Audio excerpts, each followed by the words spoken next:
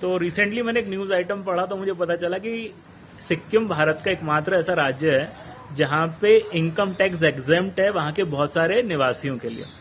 1975 के पहले एक्चुअली सिक्किम एक अलग देश था। 1975 में प्लेसिबाइट हुआ जिसमें वो भारत में उसका विलय हुआ।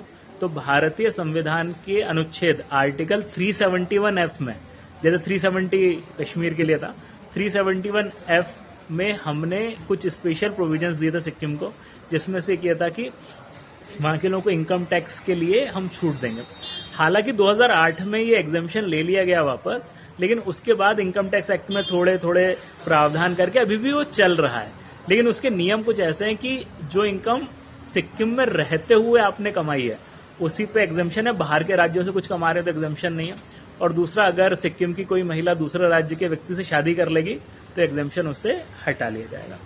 एडिशनल अगर आप जानकारी रखते हैं तो स्टेट बैंक ऑफ सिक्किम जो वहाँ का एक बैंक था, वो एक ज़माने में आरबीआई के रेगुलेशन में नहीं आता था। जी हाँ, यानी अभी खैर वो कुछ साल पहले शायद उसको वापस आरबीआई के रेगुलेशन में डाल दिया गया है। ये भी आर्टिकल 371F के अंतर्गत कुछ दिए गए थे प्रावधान।